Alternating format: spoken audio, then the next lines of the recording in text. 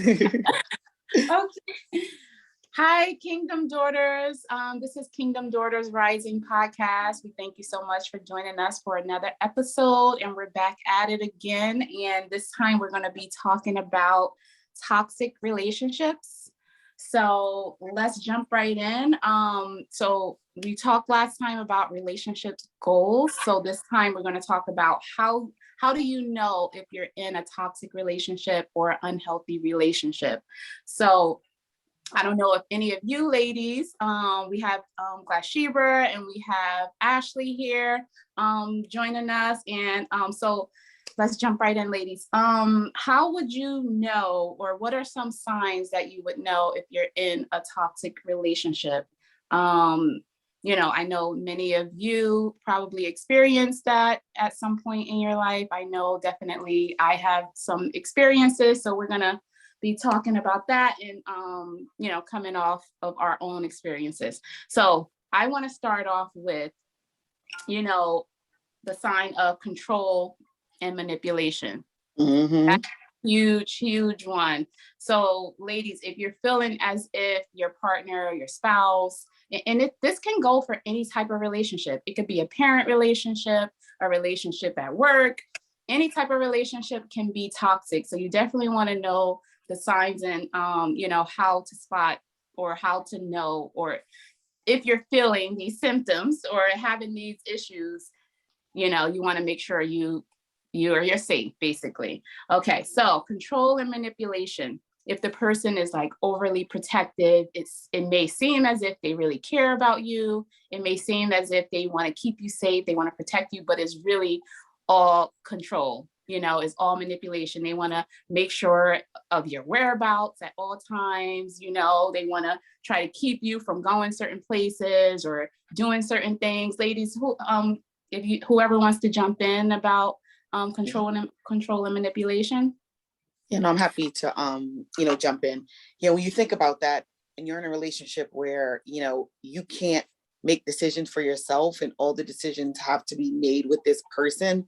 And when you're in a relationship, there is a piece where you should be in alignment and having conversations about certain things. But when you feel like that person is when you feel like it's overreaching in terms of like making decisions about you and your like whether it's what you're wearing. I know sometimes, a man will say, well, don't wear this and don't wear that. I can understand it to a certain degree to be respectful. But when it's picking out your clothes or making decisions about people you can hang out with or not hang out with. And we know that there's certain people you shouldn't be around, but it's up to you to make that decision as well, because we are humans. And I feel like when you're in a relationship that's controlling, sometimes it feels like the person, rather than being your partner, is more like a parent. And I think that's how you can tell the difference between someone who is, maybe giving suggestions, giving, their perspective and feedback, where someone's basically telling you this is what you should do, as if you don't have your own mind to make decisions. And I think that's where kind of the boundaries for me kind of stand out when I think about like that control and manipulation piece when you're in a relationship. Yeah, I would certainly agree with both of you guys. And sometimes when you're in a toxic relationship and the obvious exists, there's manipulation, there's verbal abuse, right? And then there's that confusion and stuff. Sometimes it's not so obvious and you can't quite pinpoint what it is, but you know that you're not comfortable in your relationship. You feel like at some point you have to pull yourself back from being who you are, because either this person is going to like judge you, right? Or make you feel like your voice doesn't matter. Like those are also signs and traits that perhaps a person you're with, you shouldn't be with, because you can't be who you are, without them making you feel like what your thoughts are beneath them. And also like I would say signs of a toxic relationship.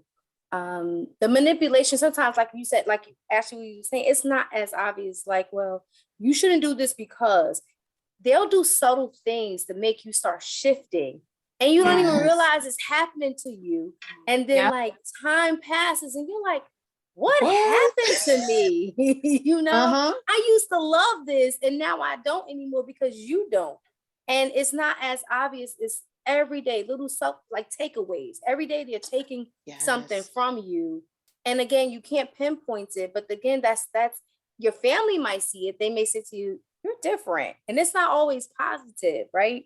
But those are like, Mhm. to me, signs of a toxic relationship, or like when the person starts putting their interest on you, their negative interest on you, and threatening you subliminally, like, well, if you don't, like this, then something's either A, wrong with you, you're Mhm. abnormal, or I don't think this relationship's gonna work. Sometimes it can be just that. They just constantly throw out to you, I don't think we're compatible. I don't think we should be together. That's verbal abuse, and that's toxic. I can't say the word. Angie, say it for me. You got it. That is Yeah. exactly what that is. And sometimes, ladies, we just get caught up because you don't want to let go, but you're being Yes. abused. We always talk about transparency. I've been there. We're being abused, and it's just unhealthy. No, Yeah. you're so right. And when we think about abuse, it's the first thing you think about is physical abuse. But he's not Mhm. physically abusing me. So you kind of like allow things to happen because you don't have the physical scars. When you think about the mental scars you have in these types of relationships and you look back, you're like, wow.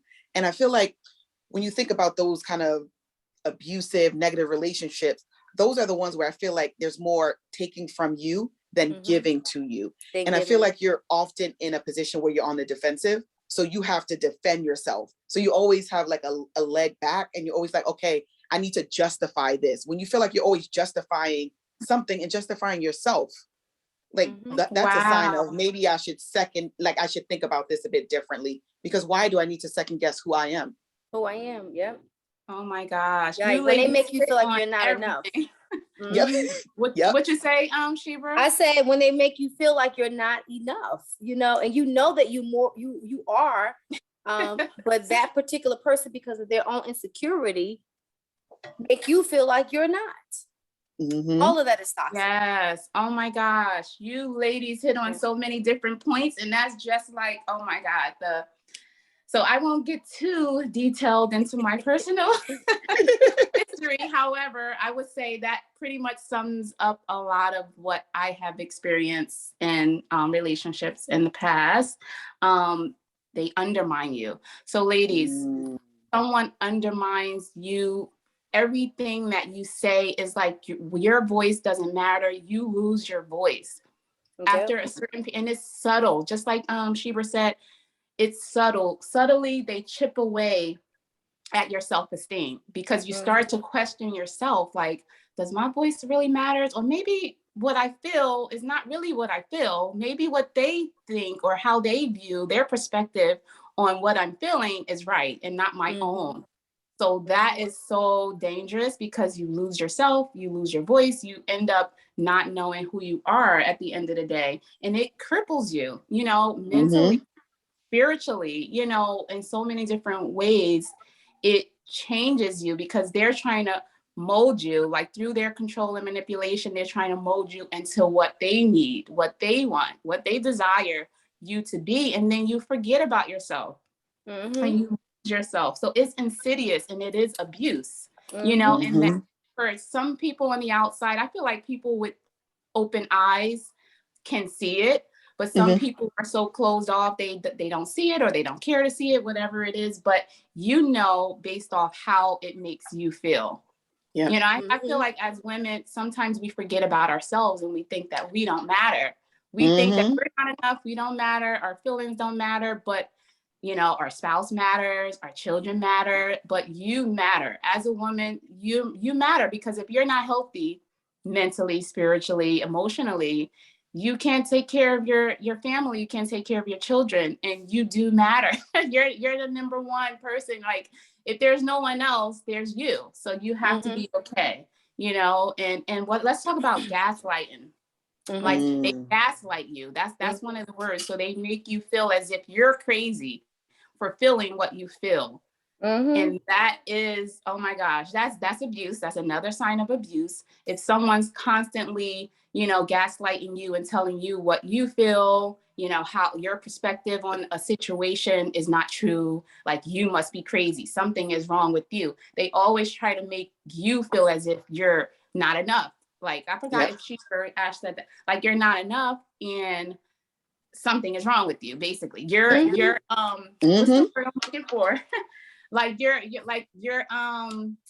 disabled, or like I don't know, like, but there's another word for it, I can't think of it right now, but they just try to make you feel as if something is wrong with you. You're abnormal. Mhm. That's the word I'm looking Abnormal. Yep. for. You're abnormal, and that is so dangerous. So It's like what? So when they gaslight you, they twist what you say. Like your reality is not your reality. What you see and what you feel is not really what's happening. And something is really wrong with you, and you need to go, Yep. think about what you're saying. It's those buzzwords that they use to really like cut you, and then they twist the knife, and it has you, and it over time, it has you, before you even speak or express how you feel, you play it back in your mind because you don't want them to gaslight you, like make you see that. And it's so bad. I've heard situations where women have actually seen things and heard, be it but text message, or heard the person say it, and the person that they're in a relationship knows how to flip it so well that you're like, well, maybe he didn't say that. And it's like, you heard it. You heard it, but they're so good at what they do that they make you feel like maybe I heard it wrong, or you start making excuses for their behavior. Yeah. So no, I hear you. Because it makes you start questioning, like makes you start questioning yourself when you're in those situations. And like when you think about gaslighting, they minimize your feelings in those situations. So it's like, it's no empathy. You're too sensitive. Yeah, you're too sensitive, or it's this or that, or you didn't hear it, or you don't have the full context. So you start, like you said, replaying things like, oh, maybe it wasn't as bad, or maybe I'm reading into it too much. When no, there's a big issue, waving the flag. This is the red flag. Yep. And then over time, Ashley and Angie, you know what happens? The more they gaslight you, the more silent you become, because you don't want to continuously be the person who's wrong, right? Or discredited, or just receive no empathy from your partner. So they, like you said, I don't know who said it, but they shrink you more and more and more and more. You lose yourself in a relationship, so you don't really have a place. They pick you up, they come back and they pick you up off the shelf when they're ready to deal with you. And, and then they put you back when they don't want to play with you anymore. They go back and do other things when you're not, whether it be their job, whether it be their extracurricular activities, whether it be social media. With men now, their video games, whatever. When they want to deal with you, they'll come deal with you. But when they don't, it's like, you're a problem. You become problematic to them, And so these are all the things. And I don't know if I'm sure it always existed, but now it seems like with the generation of men, you see it more and more, or are we defining it? Are we now talking about it more and more? Because to me, they're getting worse. They're just blatant with it, because they feel like almost like they don't need you, like that's a whole nother topic. But they just, going back to what we talked about before, they don't cherish you. They don't have any empathy for you. So it's kind of like, and women, we shrink ourselves. We're like, okay, well, to avoid an argument, I'm not going to say anything. Even though I know what's happening is happening. You lose your voice. Yep. You lose your voice. You give license to that behavior by doing that. Yep. So the more you do that, then it's like, oh, this is okay. And then they continue to do it because now they've trained you in a way to react in a certain way, but then you're training them in a way based on what you're accepting. Then it becomes a cycle of, this is now what our life is like. Yeah. And then when you have enough, when enough is enough and you speak up, then it's like, I don't think this is going to work. We're not compatible. Right? Because now you have a voice. So now we're no longer compatible because you just don't see things the way I see them. Oh, you're full of it. You are full of it. Wow. Anyway, So what so- that does to you, so what all those things do to you, it kind of puts you in a box, I'm thinking, and they know you're not going anywhere. It kind of Yep. imprisons us in our minds, right? Yeah. Because it's just like, wow, like they make you question yourself so much. Like you feel like you can't make decisions on your own, like as if you need their perspective in order to make a decision. Now, because they put you in this box where it's like, oh, maybe I can't make an adult decision. Like I can't make the right decision. Like I need this person to think for me. You know what I mean? Like that is so dangerous. And you begin to heavily rely on this person. On that person. And then they confuse you, Angie, because once they silence you, and sometimes they recognize that they've done it, right? If they're a little balanced, they'll come back and then they'll, be affectionate, right? So then that transitions to the emotional and mental abuse, because now you don't silence me, right? And then you come back and you're loving on me and you know, all of these things. And it's like, when a woman, you don't want to give that up, but the scale is not balanced. You know that you don't have a voice here, but that's the psychological abuse of it all, is that they gaslight you, they discredit you, they don't give you any empathy. But then when they get ready to come back, they love on you, they buy you nice gifts, some of them, they put you in the big house and they give you the nice car so that you're afraid to let it go, to say anything, it is a real thing and people don't realize it, but it's abuse. It's abuse. And we have to be more cognizant of the words that they use and how they treat us. Because like you said, Ashley, we are putting licenses on this behavior, so.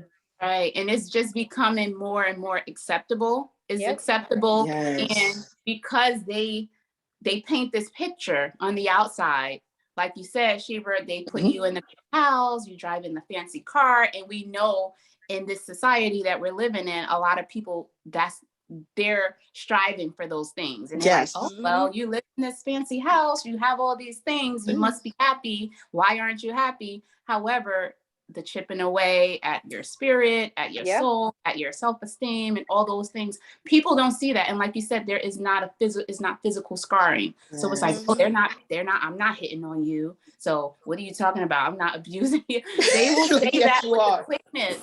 Yeah. Because only you, ladies. So to sum it up for this episode, it's all about how it makes you feel. And people can't tell you how someone's behavior makes you feel. Only you will know that. So between you and God, and I feel like going back to our previous conversation of having that relationship with God, God will speak to you. He will enlighten you. You almost have to go through a spiritual awakening of some sort, or, you just have to be in tune with your intuition, your gut feeling, and just how you feel. I just feel like you have to be in tune and in touch with yourself to be able to allow God to speak to you and say, no, this is not right for you, daughter. Like, you deserve so much more. You don't settle for less than God's best for you. Like, I want more for you. Like, you don't deserve to be abused. You don't deserve to be used. And this person is pretty much just using you.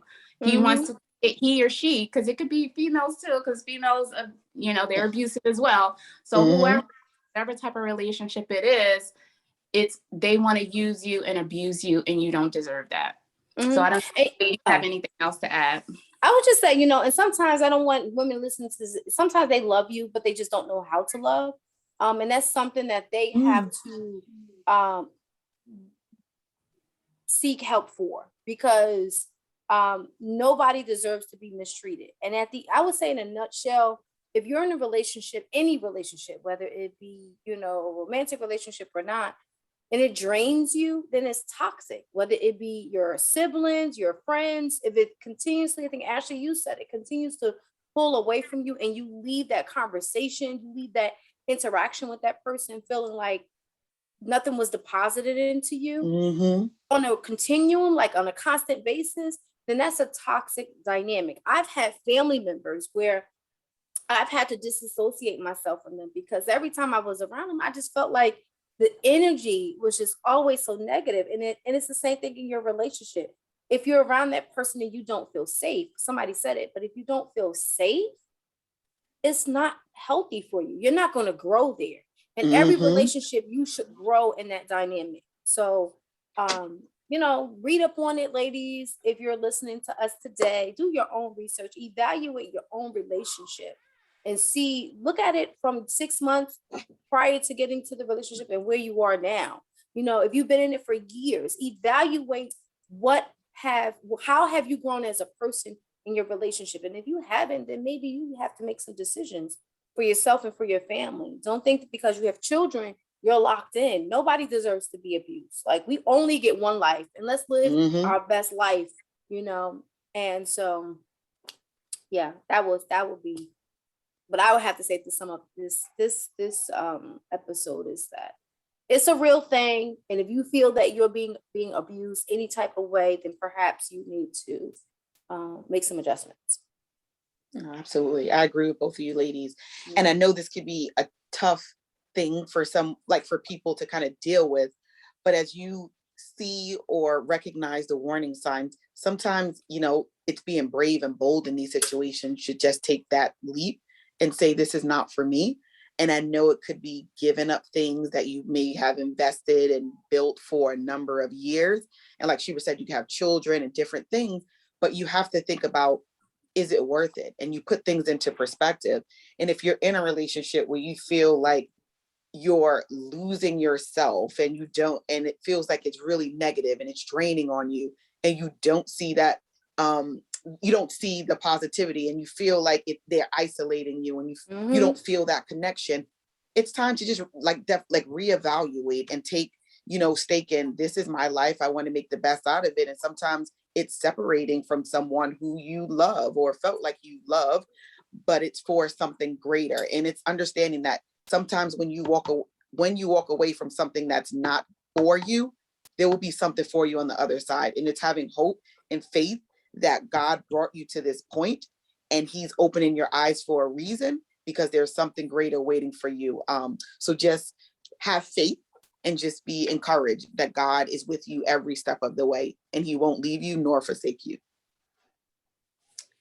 Yes. And I also wanted to touch on a little bit on isolation and how the person may isolate you from friends and family, and they do it in subtle ways, and they try to make you feel as if everybody is against you. Your family is against you now. But they'll make up excuses of why that person is not good for you, like, oh, you shouldn't be around them. Or maybe it's because that, like, if you're in a marriage or a relationship, they'll say, oh, that person's single, but that's your family. That could be your cousin, that could be your sister. Oh, you shouldn't be with this person because they're single and you're not single. Or you can't go. They isolate you from your friends and your family. So if you have this in your relationship, you definitely need to take a second look at it and see if this is a relationship that's right for you, or at least have a conversation. If you feel safe enough to have a conversation with the person about this and why, that's just a basic need. You need your friends, you need your family. You have a right to have relationships outside of your spouse, your spouse relationship, marriage, whatever it is. You deserve to have those other relationships in your life. So if the person is making you feel as if you're isolated from friends and family, definitely take a look and, just renegotiate. If you can renegotiate your relationship, if that's possible, if you can do that. Yeah. But if not, you definitely want to feel safe in your relationships. So definitely address that. Look at the terms and conditions of your relationship. Yes, look at the terms and conditions and renegotiate it. Renegotiate it. Yep. If that's possible, because sometimes it's just not. If your relationship is healthy, because if it's only like isolation, maybe your spouse doesn't realize that they're doing that. If it's not an extreme case, it all depends on how you feel in your relationship. If you feel unsafe, that's just. There's no other way around it. You need to leave. You need to feel safe, because the thing that I realized is this is so important and crucial to your health, your physical health. So even though it may not be abusing you physically, it can end up being, it can result in having some type of physical ailment. You know, anxiety and depression, we know that those things like feeling unsafe and feeling anxious and depressed, and those things can cause like high blood pressure. You know what I mean? Like stress is the number one killer. Whatever the stress might be, you know, it puts your body in like a fight or flight stage, and then, you know, it can cause other things to happen. You know, definitely you have to feel safe within your relationship. So I don't know if we Ash, do you have to run? For a few more minutes. Okay. Yeah. So I don't know, Buki, you want to touch on anything else? I just, you know, I don't want to like belabor or harp on it. It's just being one thing we didn't really expand on is the importance of being with someone who is equally yoked. Just a little bit, I just want to talk about that. We talked about it before. But a lot of times the toxic traits exist because that person is not equally yoked with you.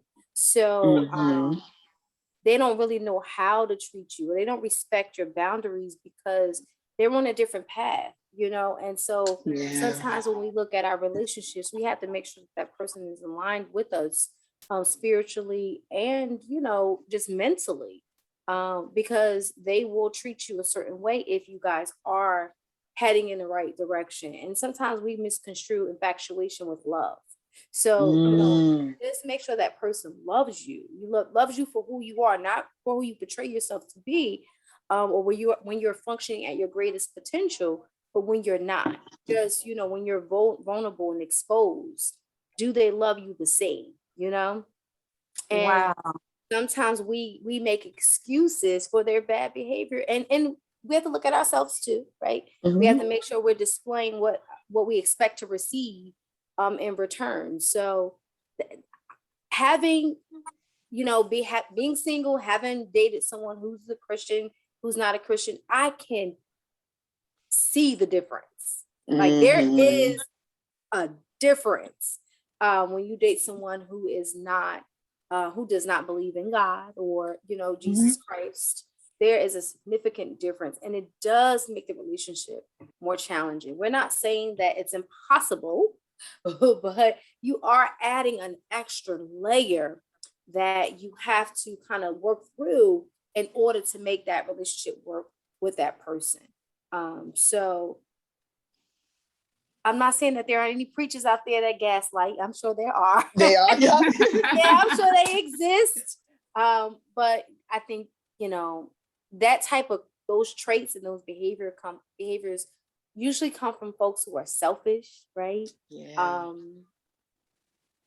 Who may have lacked love when they were kids, and so they don't really know how to display love, right? But these are all the things that women, we need to evaluate before we say we're in a relationship, or most importantly, I do, because we going back to, I said I need a banner from God, but going back to ignoring those red flags, the person always revealed, you know who you're dealing with. Like you just know who you're dealing with.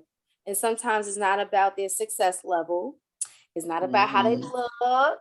Sometimes they could be the worst. But get you someone who really, really loves you and has your back 100%, and that you. But something.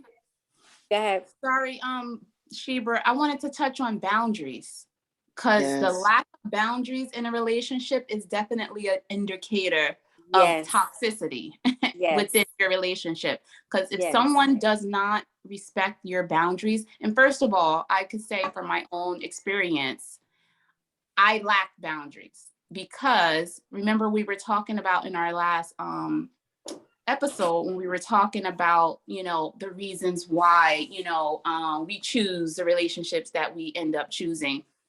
You know, when we choose certain relationships, it could be because of childhood trauma, you know, it, for other reasons that we choose the wrong relationships or the wrong person, right? So sometimes we don't know how to set boundaries. and this toxic individual, the person is already toxic. That's not an excuse for someone, having toxic, attributes, because if they're toxic, they're toxic. So, but they take advantage of a person who lacks boundaries. So enforcing those boundaries, knowing your negotiables, your non-negotiables, and enforcing those things, most likely that's going to prevent certain people from even coming your way, because you have those boundaries in place. And I think that's a safe haven, that's a safety mechanism for us to have those boundaries and enforce those. So if someone is invading your personal space, doesn't matter if you're married or if you're in just a boyfriend girlfriend relationship, if they don't respect your privacy, you see them going through, I feel like there's no need to go through someone's phone. Like, I just feel like there's no need, unless you guys have, like, you're doing business or the person has to go use your device for some reason. And then I think it also boils down to communication too, and being on the same page. So if you guys are in agreement about, whatever, using each other's devices or something like that, but if the person is invading your personal space or your privacy, they're monitoring you, they're placing tracking devices on your vehicles, your tracking devices on your electronic devices, tapping your phone, it sounds crazy. It sounds crazy, yep. But toxic people are okay with that. They don't see a problem with them monitoring your phone, monitoring your whereabouts, placing tracking devices on your vehicle, going through your phone bill and trying to see who you're talking to, how long you're talking to them. It's abuse. It's abusive. So if someone is lacking in or not respecting your boundaries in that way, or if you tell them, you communicate to them that you don't feel like that's necessary, you don't feel good about it, or all those things, I feel like you need to be safe. First of all, you need to feel safe, and you need to address those issues. If you can address them, with this person, do that. If not, run. Run for your life. No, it's true. Run for your safety.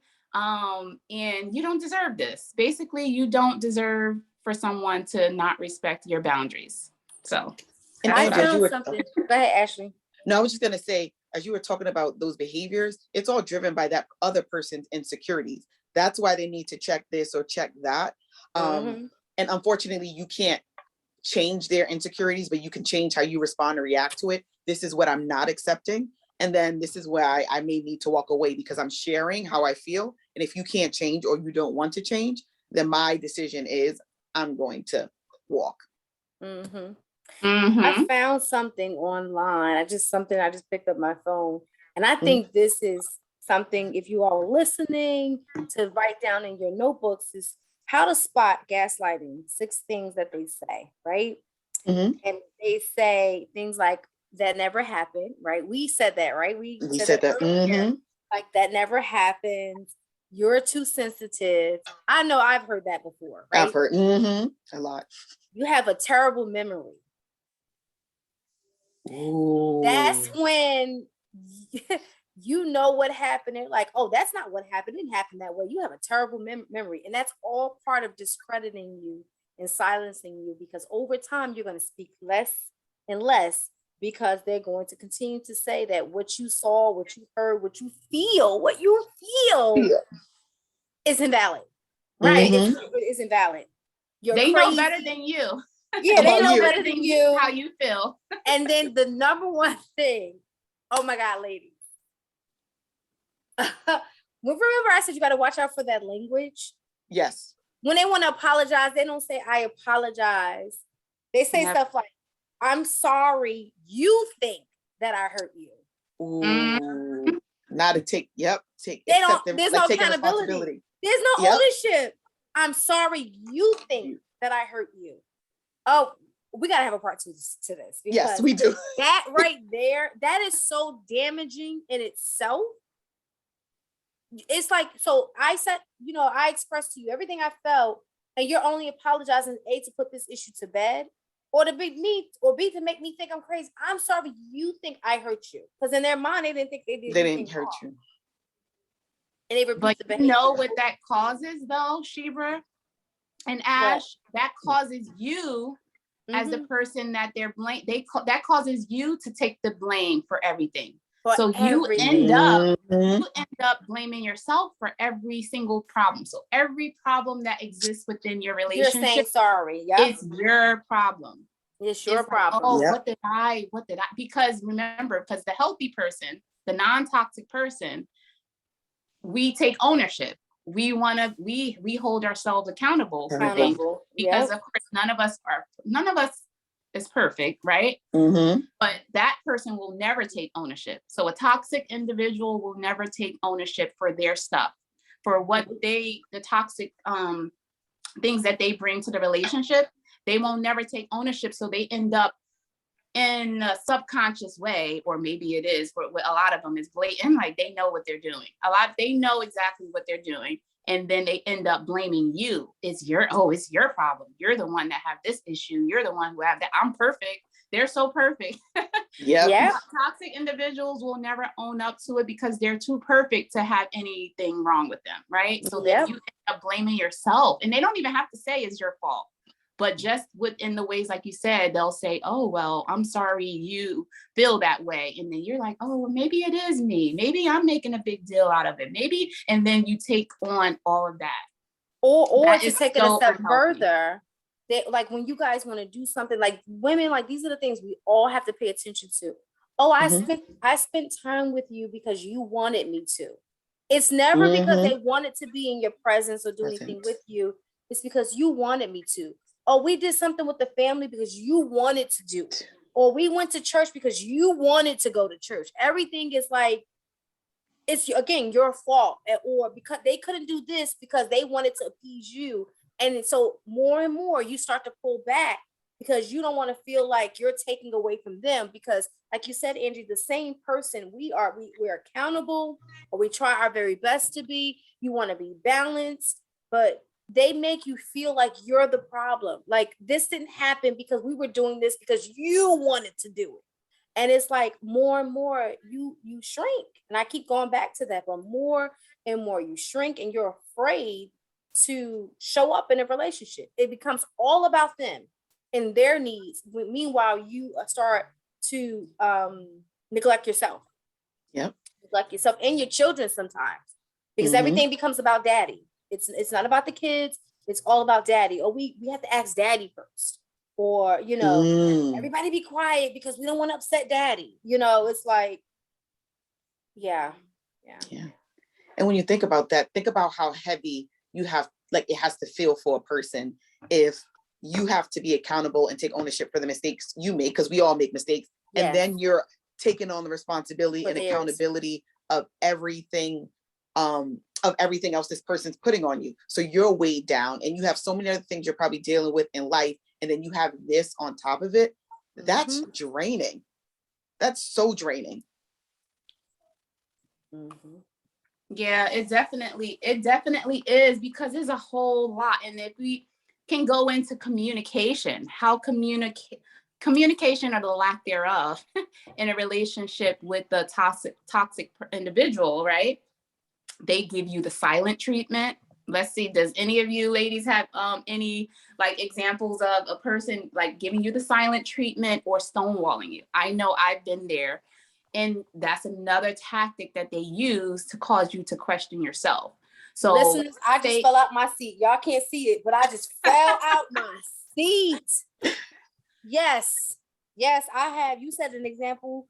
I have an example of that. I remember when I was in a relationship and I really didn't do anything wrong. Mhm. And the person became so angry with me that as I was speaking to them, they looked past me. Y'all ever experienced that? Where they look past you? You could be right in their face and they don't even see you. They give you the silent treatment. That's abuse. And that, like, they will not talk to you. Like, you can go that's on and on. stonewalling. That's what that's called. Yeah, Yes, they stonewall that is you. abuse. Yes, I've been there. Yeah, so I definitely have been in situations where I was stonewalled. So and then I didn't realize it. Oh my gosh, I did not realize it for years and years and years. And it would be done to me in public, in front of others. Oh. Yes. In front of others.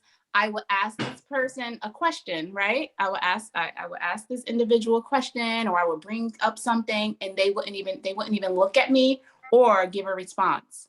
Yep. And So as this if is you're, Been there. yeah, wow. Yep. this is how they diminish you, they belittle you, and it causes you to again question yourself, Mhm. question your, if I'm enough, or maybe I'm not worthy of a response, and it just causes you to not even want to speak in front of this individual. It's terribly damaging to a person's self-esteem, Mhm. terribly damaging to, who you are as a person. Like, okay, well, maybe I'm not enough. Maybe I don't deserve this person. Like, I don't deserve dignity or respect. You know what I Mhm. mean? Like, Mhm. it is so diminishing. Like, I'm trying to think of another word for it. Maybe you ladies could think of something for me, but it is definitely abusive. Mhm. And it's not right. So if someone's doing this to you, they're giving you the silent treatment, or they're undermining something that you say, or they're stonewalling you when you try to communicate an issue, a problem within your relationship, and they don't even, this is how they control you. There's another Yeah. form of control and manipulation, because they're controlling the situation. They're manipulating you into thinking that you're the problem, something's wrong with you, you don't deserve respect, or you don't deserve honor. Not even enough for them to just give you a response, or tell you that they don't want to talk about it at this time, or can you give me some time? Maybe we can talk about this later. Whatever, they don't even care. They don't care how you that moment, and it's just damaging. So I just wanted to share that. Damn, Angie, I didn't realize that that's what it was called. I know that. Mhm. I've been there like too often than not. And I had no Mhm. idea. I just thought the person, Well, an just ignore it. a-hole. Like, Yeah, it was an yeah. a-hole. Mhm. I can admit I didn't even realize that I mean, in retrospect, I'm like, yo, I was When you really, look at it. Mhm. yeah. We Yeah. didn't like it, but I just thought the person was an a-hole. Yeah, you just felt like it was general kind of like just disrespect. But then when you Yeah. do that, like you feel as if you're not a human. Like Yes. I'm not even worthy of a response. Like, should I? And then you Mhm. start questioning, am I even worthy to be with this person? Because am I not smart? Like you start like, am I not smart enough? Smart Did what I enough. say? Yeah. Did I say something stupid? And then you start thinking about, oh, maybe that wasn't the right way of saying things. And then now you're over Yes. analyzing the next time you speak up Yep. with this, like in front of this person, because you don't want once again to feel as if you're not worthy, because you may sound uneducated, like you feel like maybe I'm uneducated, or maybe I'm not well versed in this, so maybe I shouldn't partake in this conversation. And then you're on the side quiet, and then Quiet. your voice, Yep. Wow. you lose your But voice. you know what that is? That's passive aggressiveness. So these are things that they do, it's kind of subtle, it's passive aggressive, but these are all tactics that toxic individuals, and I won't give it because we can't diagnose anybody. However, Narcissist. I mean, The N-word. the Yep. N-word, right? Yes. Those people, these are the tactics that they use, and they also alienate you from others, whether it's from your children, they from other maybe mutual friends. They alienate you. So they tell people lies about you, like, and they're the problem, something's wrong with them, it's not me, it's because of all the issues that they have. So these are all the things that they do. But the worst thing I feel like, when you bring the children into the situation and you start alienating your children from the other parent, whether it's the mom or dad. So whoever the toxic individual is, if they alienate a child from their parent, I feel like that is the worst, because that's abuse. It's child abuse, is emotional abuse, and it causes the individual that's being abused to feel as if they're not enough, as if something's wrong with them, as if, you know what I mean? Yeah. And it's I don't tough know. when, children are involved in the situation. And if you talk about the example of, trying to separate the children, or in situations where one parent is talking about the other around the children, and then, but that is abuse, and it's and it's emotional abuse, because then you think about, you have a child that's in the middle of a situation and they may not know how to respond, and then they're in more uncomfortable situations than not. And it's really, really, really tough. And then you have to think about, as a parent, if you are doing this, like, think about the children, regardless of how you feel about yourself and the person. The children should be omitted from the situation. But it's hard for people in these situations to do it, because they use the children as a pawn for themselves, because Yep. why? They're self-serving. Mm-hmm. Yeah, Mm-hmm. they're selfish, you know, because Yeah. toxic individuals, they only think about themselves and how things affect them. And remember, Mm-hmm. they already tried to control and manipulate you. They already tried to make and mold you into, they're basically gods. They feel in their mind. So I feel like Mm-hmm. inward, you know, those people, those narcissists, they feel as if they're God, basically. And that's why I feel like control and manipulation and these types of things is witchcraft, you know, Mm. because it is witchcraft, because anybody who puts themselves at that level that they want to be worshiped, that they're all, you know, they're self-seeking and they want everyone to be on their side about, you know, they're always right about everything, you know, they can't take someone else's perspective into consideration, because it's all about them. You know what I mean? And Mm-hmm. that's why they're able to use the children as pawns.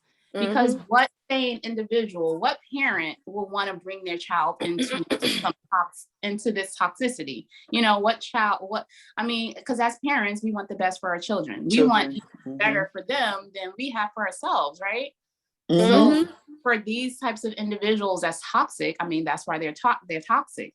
And it is really poisonous. It's poisonous to everyone that's around them, including the children, or anyone who has to be in the environment with a person that's toxic. It's definitely damaging to your mental, emotional, your physical health, everything. So that's why it's so important that you are safe, that you recognize these signs. You know, if you, anything that we've discussed on today, if you notice that you're experiencing any of those, you matter, you are Mhm. enough, you need to be safe. So definitely I wanted to share the domestic hotline. So this is a 24/7 hotline for help if you feel like you are being abused in any type of way, whether it's physical, emotional, mental. Please call 1-800-799-7233. Again, it's 1-800-799-7233, or you can text STAR to 88788. So definitely, ladies, we want you to be safe. You know, if you need any help, definitely call that hotline. And I don't know if you ladies had anything to say before we close. No, Anything I else? think this was a good conversation, Mhm. don't beat yourself up if you realize that you're in a relationship that is toxic. Um, just start taking the steps to remove yourself or to have those conversations with your spouse, because it's not always easy, especially if you're married or you've been with somebody for a really long time. Just don't be afraid to speak up, speak up for yourself, because you do matter. Angela has a shirt on right now that says, I am I enough. am enough. Yes. And we are, so just remember that, just remember that. So Yeah, no, absolutely. No, definitely. Know that, you are worthy and you have worth. Um, and as you go through different things and you've maybe heard things as part of this conversation that were eye-opening for you, take time for yourself to really assess these things and see what is the best next step for you if you are in a relationship that is toxic. And just take the steps to just get yourself to a safe place, a better place, and leverage the resources that you have. Because sometimes when you're in these tough situations, we talked about isolation, alienation. No, sometimes in these relationships, you feel as if you may not have the support because the relationship pulled you away from people who you love and who love you. Know that those people may still be around. And don't feel like because you're in this situation and this person separated you from your loved ones that you can't reach out to them as well. So if you have friends or people you trust and love, leverage them as well if you need help, and definitely take advantage and leverage the number that Angie shared if you are in a domestic violence situation. But definitely take care of yourself and know that you are enough and you are worthy. All right. And thank you so much, ladies. And we will end there. But I don't know, we're going to continue this conversation in our next episode. But thank you for joining us at Kingdom Daughters Rising podcast. And until next time, be safe and be well. And God bless. God Bye. bless. Bye. Bye.